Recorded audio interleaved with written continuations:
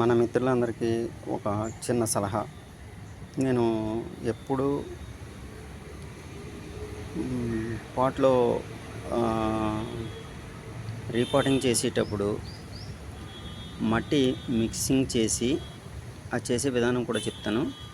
అయితే మనం పాటింగ్లో మట్టిని వేసుకునే ముందు ఆ పాట్కి బాటంలో హోల్స్ ఏ విధంగా సైడ్స్ బాటము కూడా చేసుకుంటాం వలన మనకి వేసిన మట్టిలోని మొక్క కుండీలో వాటర్ స్టోరేజ్ అవ్వకుండా ఈజీగా డ్రైన్ అవుతుంది. ఇదిగోండి చూడండి మీ ఫ్రెండ్స్, ఈ విధంగా హోల్స్ చేసుకొని ప్రతి కుండీకి ప్రతి డబ్బాకి హోల్స్ చేసుకొని దాంట్లో వాటర్ స్టాగ్నెంట్ అవ్వకుండా మనం ఈ డ్రైన్ అయ్యే విధానంలో ఈ హోల్స్ పెట్టుకొని దీంట్లో మళ్ళీ బయటికి పోకుండా ఆ హోల్స్ని కవర్ చేయడానికి ఇలాగ కొబ్బరి పీచు మాత్రమే, దాంట్లో పొట్టు ఉంటుంది, ఆ పొట్టు రానివ్వకూడదు, పీచు మాత్రమే వేసుకుని పరుచుకొని దానికి సరిపడే విధంగా మరీ ఎక్కువ పరచకుండానే, ఎక్కువ పరిచినా మళ్ళీ డ్రైన్ అవ్వదు. అందుకని మనం పలచగా హోల్స్ కవర్ అయ్యే విధంగా దగ్గరగా ఉండే విధంగా వేసుకుని తర్వాత మట్టిని దీంట్లో వేసుకుని మొక్కని రీపాట్ చేసుకుంటాం.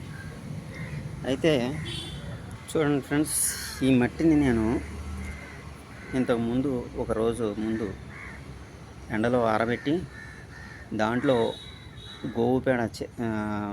మాగిన గోవు పేడని కలిపాను, తర్వాత మెత్తటి ఇసుకని కలిపాను.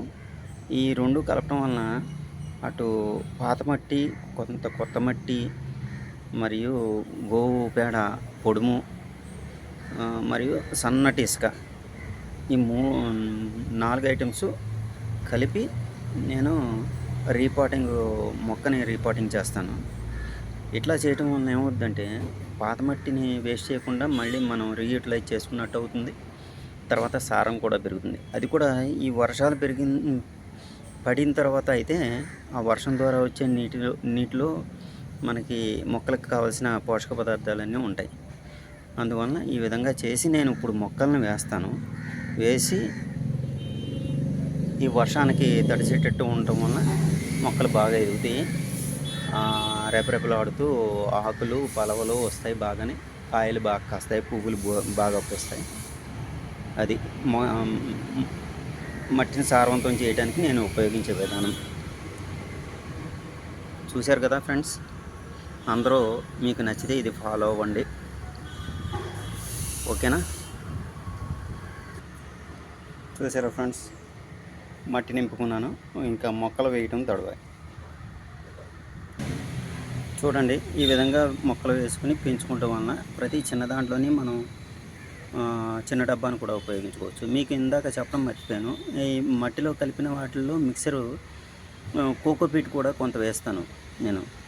మధ్యలో మనం బలం పెంచుకోవడానికి వెర్మీ కంపోస్ట్ అప్పుడప్పుడు ఒక గుప్పెడి చొప్పున కుండీ సైజుని బట్టి వేసుకోవచ్చు.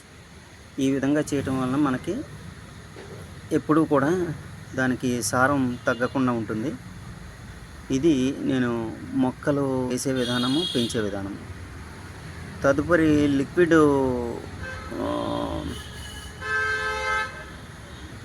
లిక్విడ్ కంపోస్ట్ కూడా మనం ఇవ్వటం ద్వారా వీటికి ఎల్లవేళలా, అంటే సంవత్సరం పొడవునా మనం మొక్కలకి మంచి ఫలాన్ని ఇచ్చేటట్టుగా మనం తయారు చేసుకోవచ్చు అన్నమాట.